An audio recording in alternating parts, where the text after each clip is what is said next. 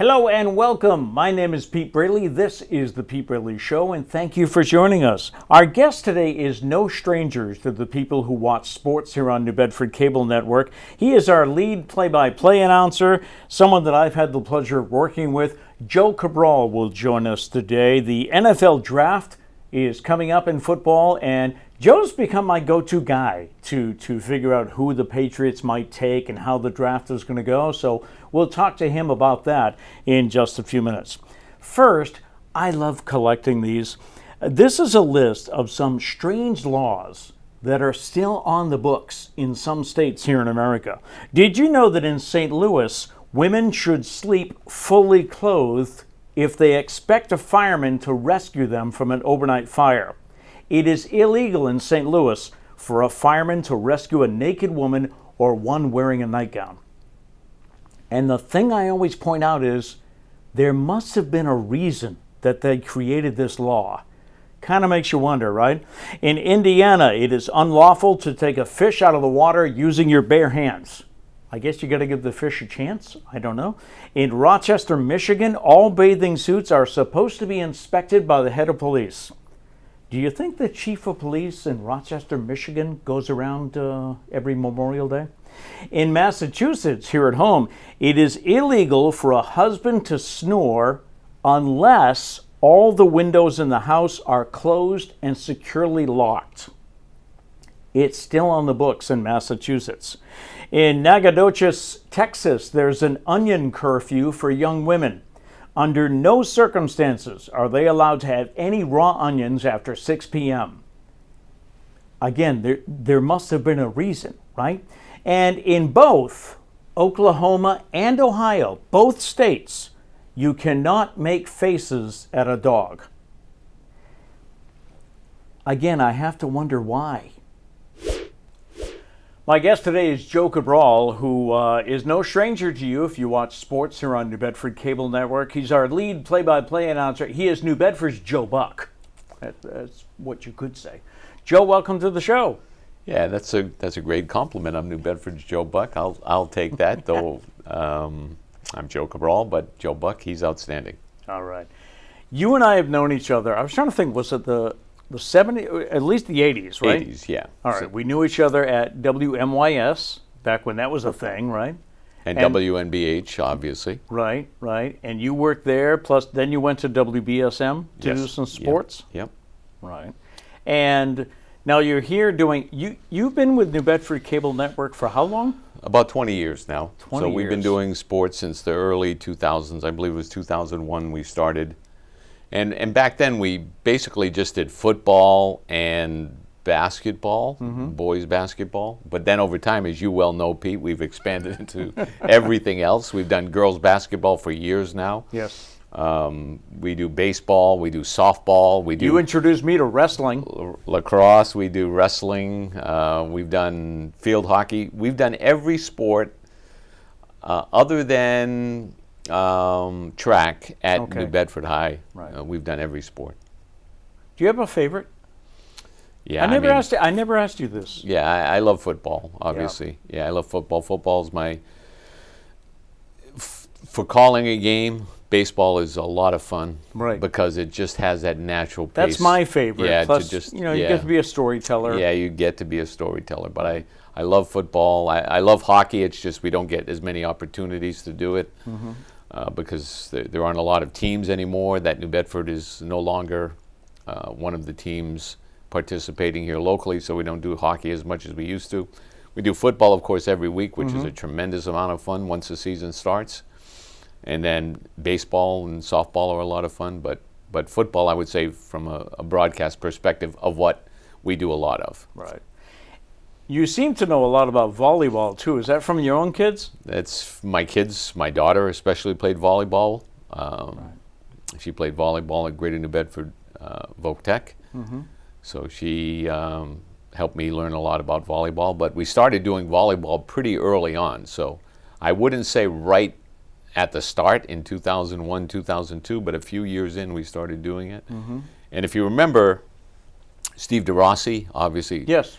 Tremendous coach on the boys' side every year, teams advancing in the playoffs to the state championship on many seasons. So they were outstanding. Then, of course, on the girls' side, again, tremendous teams there for many years at New Bedford High. And because of that, you learn a heck of a lot about volleyball. Yeah. We did a lot. We do a lot of volleyball. Yeah, we do. Now, you're from the area, right? You went to Bishop Stang, you told me? Yeah, I went to Bishop Stang. So we get to do games up there, and you've been up there with me. We're Yep. doing baseball Yep. and stuff, so and some basketball, so it's in football. So it's a little ironic that you go back and you do it at a high school where you played sports and where you participated and where you graduated. Now, your sports, you do a great job with sports. It's a pleasure to work with you, but that's not your day job, right? What is your real job? So currently, You were Stop and Shop I've done a lot of different things. So Right. I worked with Stop and Shop or Ahold companies, Ahold USA for a long time. I had a variety of different roles out in the field, supervising deli and bakery, having a field staff, later on again in deli and bakery. Did innovation work for a lot of my time with Ahold USA, which is really, what's the latest in technologies? What type of applications can you bring to bear at the store level to impact the stores? Scan It, for example, for those who maybe shop locally and in Fairhaven have seen it. Scan It was a technology that I rolled out. And so that's a Nice. handheld. You just go around, you scan and shop as you go. Right. And that's in a lot of stores at Stop and Shop. When I completed with that project, it was about 400 stores. And so did that project, and then I've done a lot of other innovation projects. And now you're doing... Now I'm doing that on my own. So I do. Okay. I work with a colleague from Europe. We have a portfolio that we represent and sell these technologies, these applications. He does it in Europe. I do it in the U.S., North America. I didn't realize that. That's great. Yeah. And quite a bit of travel with that, right? Because I know you go to Dallas a lot. Yeah, I traveled to Texas a lot for one of the technologies. That's when I was still with a company called Bezerba, Bezerba USA. But still do traveling, and we did a lot of travel for that over the years with the technology because it was innovation work that I Right. did for them, and with the technology that we had. We had a couple in Texas at HEB, a chain I'm sure you're familiar with. Yeah. I think in Texas they call it the HEB. The I'm going to HEB. go to the HEB. The HEB. Yeah. Yeah. And the technology is basically, one is an optical recognition product that you Cool. can put your fruit on a scale as a self-service scale, and it gets recognized through optical recognition and artificial intelligence. And so instead of having to punch in 491 or Right. bananas 4011, you put the bananas down on the scale, It reads it. recognizes it, and then you hit print and you get a label. So cool. And then there was another technology for checkout at POS to expedite checkout. You just put your carriage on and then go right through the store called SuperSmart. You exit the store after doing all your shopping with a scan and go technology. So you just get to checkout, put your carriage on this scale, and if everything validates based on what you scanned, off you go. There you go. So Now, I asked you here today, number one, to give you a chance for people to get to know you, but also you've kind of turned into my go-to guy for the NFL draft. I know, was it last year? We had you on the podcast that I did with my son, and you hit me up and said if you want to talk about it, and I was amazed that you're really into this. oh yeah, well, You're not one of those guys who lives in sports. his mother's basement No, and no, does no. nothing but watch the draft. No, I live in my wife's basement, to be frank with you. No, sports are really always been my thing, Pete, as you know. So even going back to my days at WNBH or WMIS, I went to school to be a sportscaster. I wanted to do sports badly, and it didn't work out to be able to be my prime Full-time, right. profession, but I still do it, and obviously have always followed it and enjoyed it. When I was in high school, the kids, you'd be amazed, like they would ask me the numbers of hockey players on the Vancouver Canucks, and I still remember, like, who's number 2? And I would say Bob Daly, and who's number 3? Jocelyn Gavermont. and I would give them all of Wow. the, I knew all the players because I would devour material. So I would Wow. Hockey Digest, Baseball Digest, Football Digest. I'd buy those all the time and read them in one day. And so I just Cool. always been about sports, love sports, and so So because the- of it, I get involved. So, in a nutshell, how do you explain the NFL draft? It's the players that are coming out of college. Yes, And how is the draft order? The Patriots have what, the 7th pick? third. Third pick. That's right. Third, That's yeah. right. Third pick. And that's based on their record and things like that, right? All based on the record, so Okay. of the prior season, and obviously the worse your record, the higher the pick you get. Right. And But there Patriots are did not have a exceptions. good season. Right, but there are exceptions, right? Because the Chicago Bears, don't they have the number 1 pick, but they weren't the worst team? No, but Because it's it was because of a trade. A trade. A trade Right. last year when they had the Carolina Panthers move up to take Bryce Young. The Bears made the trade with the Panthers so they could get the number 1 pick overall. Right. And with that, the Panthers gave up their pick, which I believe, if I remember right, was number 9. They gave them the first-round pick this year. Okay. They gave them DJ Moore, so they got quite a bit out of that second-round pick. Second-round pick, I believe, as well. So now that they own that pick, Carolina had the worst record, so now the Bears have the pick. There's been a lot of talk on sports radio about what the Patriots are going to do because they have the 3rd pick. They have so many needs, whether or not they're going to go. What do you think? Are they going to go for a quarterback? I think so, and I think you have to, unless you come up with an alternative way to go into the season with a viable quarterback. Okay. Now, there are ways you might try to do that. I mean, I don't like the veteran route. So, for example, Kirk Cousins is a free agent.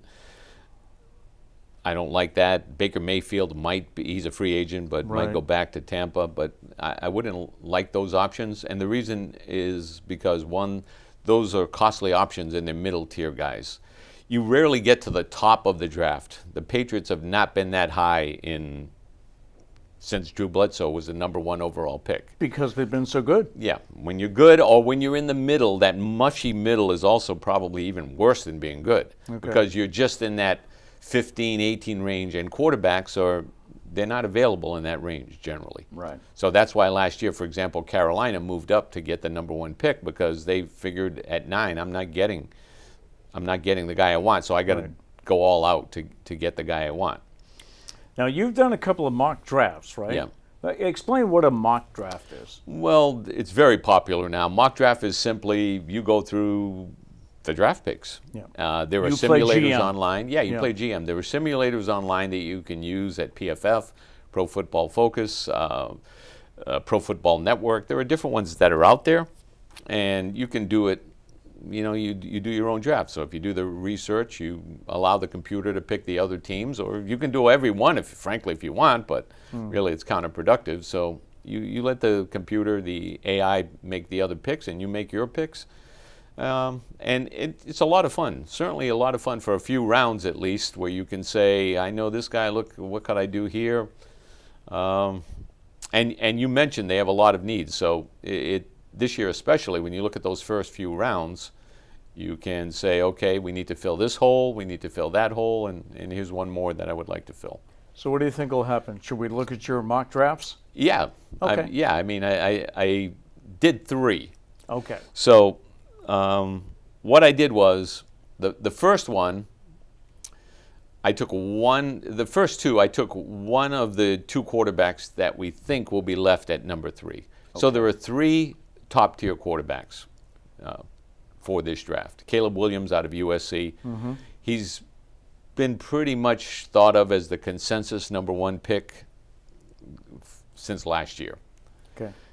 Didn't have the best of years this year. USC struggled. Defensively, they were not good, so because of it, people feel maybe too much pressure on him. But number 1, generally it's thought that he'll be the pick by the Bears at this point. Right. Then the 2nd and 3rd spots, the next 2 quarterbacks, Jaden Daniels, who won the Heisman out of LSU, and Drake May out of North Carolina, they're kind of interchangeable. So if you... Who has the 2nd pick?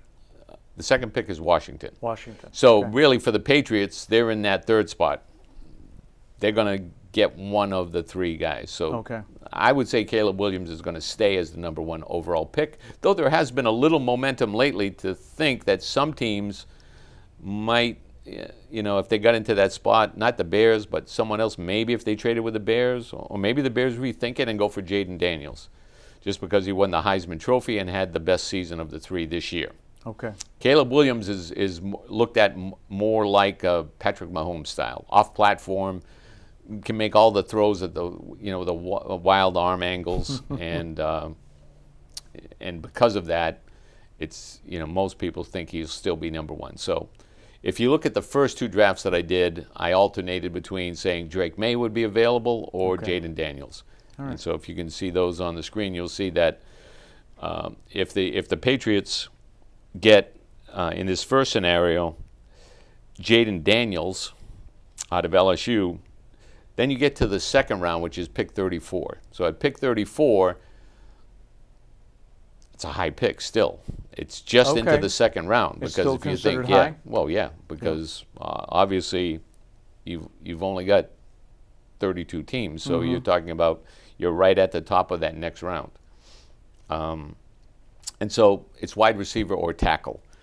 The wide receiver class is kind of loaded, but a lot of them are anticipated to go in the first round, as many as 8. Oh, wow. So here in this first scenario, I chose Ladd McConkey, and he played at Georgia. Okay. And would be a good fit for the Patriots. Desperately in need of a number one wide receiver. You could see their offense this year was not good, and because of it, they need to have some homegrown talent, basically, and a number one talent. So he would be a good one in the second round. And then an edge, Edgerrin Cooper out of Texas A&M in the third round. In the second of the scenarios, I had Drake May as the choice because he'll be the one left. Okay. Bears take Caleb Williams. Washington takes Jaden Daniels. Patriots get Drake May. And then in the second round, this time, instead of a wide receiver, they get a tackle, Troy Fontenot out of Washington. And then in the fourth round, I did select a wide receiver, Ricky Pearsall, out of Florida. So that would solve, in 4 rounds, you would get 3 players that you think could be big-time contributors, hopefully. Then in the third scenario, what I did is I traded out of that pick. So I did kind of what the Bears did. You traded out, and I traded down into the 8th spot with the Atlanta Falcons. And so they moved up, but they, of course, give you picks in addition exchange, to, right, in exchange. right. In exchange. So you moved to 8, and there I drafted Rome Odunze, a wide receiver out of Washington, who's just an outstanding talent. So you get him in the first round. Then in the second round, a second-tier quarterback. There are a couple that they are mentioning right now, J.J. McCarthy, Michael Penix. Here, Michael Penix was still available, so I took Michael Penix at 34. Was he from Washington? He indeed is from Washington. So you'd have Odunze and Penix both out of Washington, so some connection there. Mm-hmm. And I think that would be interesting. And then in the third round, a big offensive tackle, and I mean big, Patrick Paul. His arm span is just absolutely insane. His arm length, his arms are over 36 inches. Wow. It's just insane. So he's just a big dude. And I think one of the things we need to keep in mind is Tom Brady was drafted way low, right? 199. Brock Purdy was the last pick of a draft, right? Mr. Irrelevant. Mr. Irrelevant. Right? Exactly. So you never know with these things. No, right? I mean, obviously, you're at the top of the draft. The likelihood of hitting on your pick is much greater. Mm-hmm. Quarterbacks, if you look at the NFL now, usually the teams that make the postseason have first-round quarterbacks. Okay. Not many teams, you can always say the Tom Brady's or the Brock Purdy's, but, obviously Patrick Mahomes in this past game, in the past Super Bowl, he was the difference in that game. He was. The talent level, San Francisco's talent is probably better than Kansas City's. I would say most definitely it is, But at quarterback, they had Patrick Mahomes. And how many times did Tom Brady do the same for the Patriots? Now, it'll be interesting to see this year because this is the first Patriots draft without Bill Belichick in quite a few years.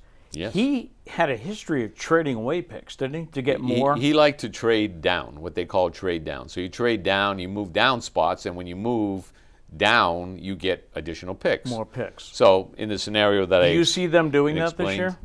Somewhere in the draft, I see them doing it. They only have 7 picks, so 1 pick in each round. So you could see them maybe in the 3rd round, maybe moving down, a few slots to pick up another pick in the 5th round or something like that.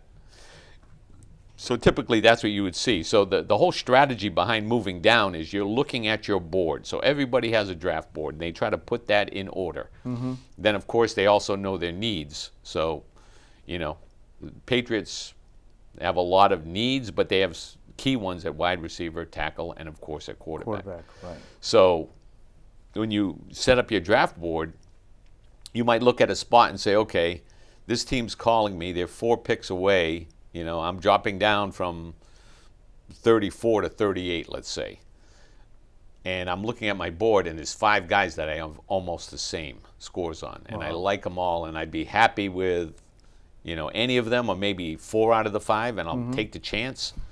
And so you trade your pick away, and then you just watch the other teams, and then hopefully when it gets to your pick, you still have the, you get the guy you wanted anyway. And that's what Belichick was famous for trying to do. He did it last year with Christian Gonzalez. He moved down, and people said, that Christian Gonzalez will never be available. And he was great till he got hurt. Yeah, and he was great. He was a great pick. So the draft is when? April? It's in April, yep. April, beginning of the month, I think? Yeah. Okay. But free agency is really coming up first. That's next week. Right. So it's a week from today where they have what they call the legal tampering period. Mm-hmm. And so free agency sets up the draft because you fill holes, then you don't need to you don't have to draft fill those in the draft right. necessarily early on. So it'll be interesting to watch the Patriots in free agency. They have $100 million in available cap. Right. So they can spend a lot of money on key players. So it'll be interesting to see. So watch the free agency period. That'll help guide you to think to the draft. What they'll do in the draft. Cool. Well, thank you. I usually ask my guests to join us for the top 5 list. You game? Sure. Absolutely. Right. Our top 5 list today. Barbie made her debut at the American Toy Fair in New York in March of 1959. So I thought we would do our top 5 toys from when we were growing up. We're about the same age, I think. Yep. All right. So we'll go from 5 to 1, okay? Okay. All right. My number 5 is Lincoln Logs. I don't know if anybody remembers those, but they came in like a cardboard round box, if you call it a box. Dump them all out. What's your old school Legos, basically, right? Right. Yeah. What's your number 5? Well, my number 5, and again, I could have put a few in here, but I also thought, like, how many times did I get this toy? And Rock'em Sock'em Robots was number 5. It's on my list. Yeah, it's my number 4. Okay. So I used to love that. And you know what's funny is you can buy it now. Yep. I bought one on Amazon recently. It's not the same though. It's like it's smaller and it doesn't have that. You remember when you hit the guy and his head would go? Make a noise. Yeah. You remember the commercial? What they would say? What? He knocked his block off. Yes. All right. Your number 4. My number 4 was, and it's all sports here. So basket. This was a basket, a game called basket. And what would happen is you had a basketball court, and maybe we'll have it if they pull it up on the screen. You had a basketball court and a ping pong ball. Okay. The ping pong ball could go into any of these slots, and you would press a button to shoot the ping pong ball up into the basket. Okay. So you'd be playing. I'd play with you. If the ball was on my side, I would. And yeah, it was. I mean, obviously, there were no video games back then. My number 3 is Nerf anything. Nerf anything. Because I had a Nerf football. We played Nerf basketball in the house all the time. So my number 3 is Nerf. Yeah, and Nerf football was great. And you're bringing up one now that I forgot that maybe we could have. I don't know if you would change your list, but I might. Whammo. Oh, right. Super Ball. Yes. Remember, yes. you could bounce it. Woo. Yeah, you could bounce that Super Ball. That came out when we were kids, Whammo Super Ball, but it didn't make the list. Your number 3? Number 3, I had electric football. Yes. So, yeah, electric football with was, the little guy. Yeah, it was crazy. But again, if you were sports crazy, you were looking for anything, and you didn't have Madden back then. There was no Madden in 1968. There was no such thing. My number 2 is Hot Wheels. I was not really a Matchbox kid. We had them, but I like my Hot Wheels better. Yeah, I was not Matchbox either. I had some Hot Wheels because you just like to race. But it didn't make my list because it made my brother's list, and and I simply, I was just sports crazy. Yeah. Your number 2? My number 2, and I don't know if you're going to relate to this one, Mike. You might. What's that? Stratomatic baseball. Yes. I loved Stratomatic baseball. I mean, I played that nonstop. I would wake up in the morning, and the first thing I would do, other than go to the bathroom, was play Stratomatic baseball for a couple hours every day when I was obviously when there was no school. Right. It was the summer. Right. Yep, play Stratomatic baseball. Loved the game. Coming in at number 1, and most of these top 5 lists, I could interchange 1 and 3 and 2. My number 1 was G.I. Joe. I was a big G.I. Joe guy. G.I. Joe, yeah. I looked up one when we had talked about this previously, and you mentioned G.I. Joe. I looked up what I had because I never really did play G.I. Joe. Okay. But there was a character, Captain Action. I don't know if you remember it. You can look it up. That sounds familiar. Yeah, you can look it up. But he had he could wear different disguises. He could be the Phantom. He could be Sergeant Fury. He could be Superman. He could be all his. He had masks that he would put on. I played that a lot, but it didn't make my list. But my number 1 was rod hockey, so table hockey. Oh yeah. I got at least 3 to 4 table hockeys in my childhood. Really? Because I kept on You'd playing wear them out. I just played them until they were, the rods were bent and they didn't work that great. There was a picture of the guy with a stick, right? Yeah. And So there was a generation where it was just metal. So the guy was a flat piece of metal, in a picture. And then there was a generation that came out a little bit later where it was like a plastic. But I had them all. I've had at least, I even got some as an adult. Oh, wow. When my kids were small, So I had at least 4 or 5 different tabletop hockey games. Nice. I love to play that. Thank you so much for coming in. I wish we had more time, but I'll see you in the press box. We're on a field somewhere soon. Very soon. All right. And if the game gets out of hand, we can talk about We can talk about toys. we can talk about our honorable mentions. In toys. I'm sure there's plenty. Yeah, thank you. Appreciate it. Joe Cabral, New Bedford Cable Network play-by-play host, and he's been our guest today. Thank you so much, Joe. Take care. Yep, thank you. Time for our feel-good story, and this week we talk about a school in Denver. They collected more than $10,000 to help a cafeteria worker whose home was damaged in a fire. Rose Gianni's mobile home was damaged by 2 electrical fires. School staff launched a GoFundMe page to help, and they have collected more than $10,000. A music teacher at the school was inspired to start the fundraiser because of Gianni's connection to the students and staff. Gianni said she will be able to move back after the necessary repairs are made. Remember, if you have a positive news story or something in your life that you'd like to celebrate, let me know about it. You can email thepetebraleyshow@gmail.com. That's thepetebraleyshow@gmail.com.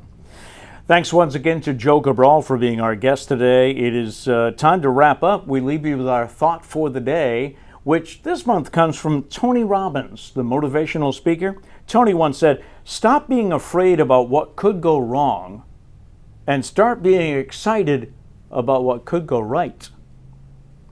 Thanks for watching. Go out and, no matter what, make it a great day.